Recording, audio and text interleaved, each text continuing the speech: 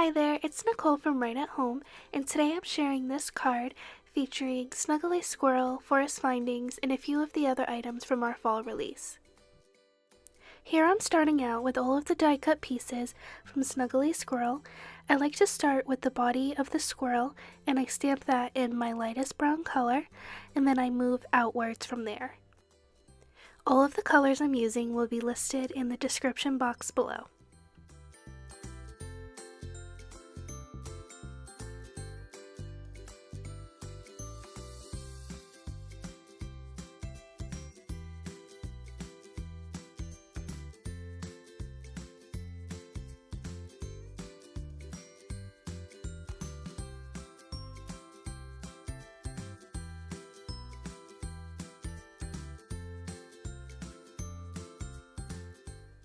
Next I'm going to move on to some of his accessories.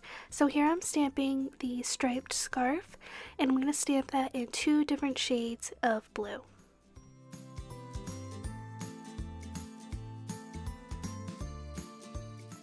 And you can see how that layers right over top of him perfectly. Next I'm going to move on to the little acorn that I will tuck in between his paws. And I'm going to be using the same brown shades that I used for the body, and then bringing in a dark orange that's by Catherine Pooler ink.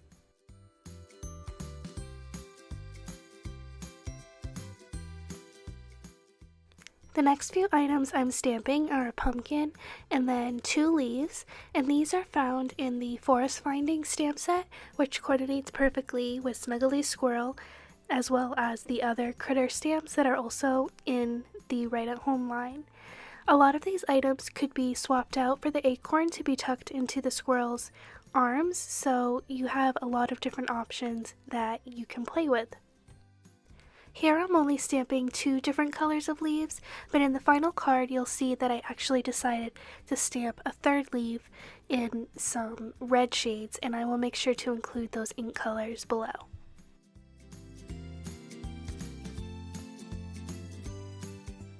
And here's a peek at all of our stamped pieces. Here I'm going to be stamping a piece of white cardstock using my wood grain background stamp. I decided to put it into the MISTI so that I can get nice solid coverage, and also so that I can double stamp it. So here I'm using a soft brown ink and then just closing the door and making sure to rub really firmly.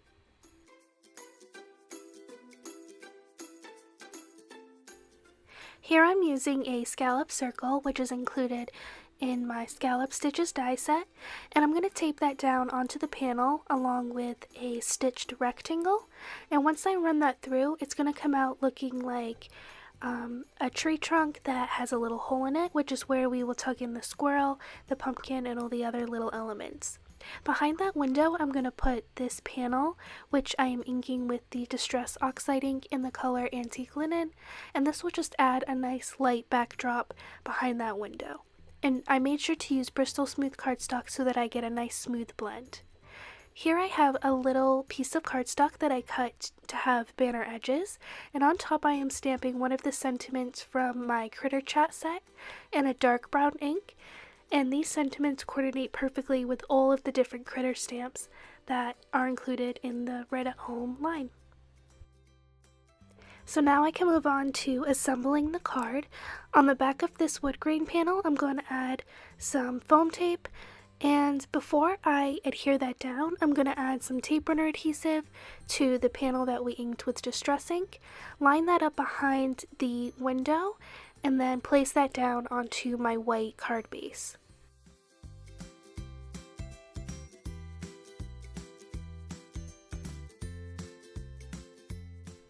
Now I can start tucking in the squirrel and all of the other different elements using both foam tape and then just plain tape runner adhesive.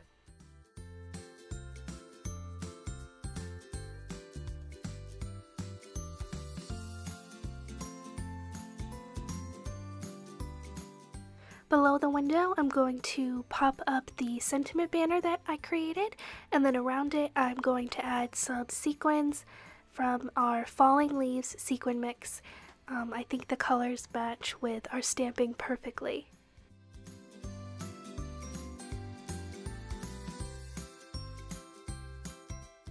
I hope you enjoyed today's fall card project featuring some of the newest items from our release.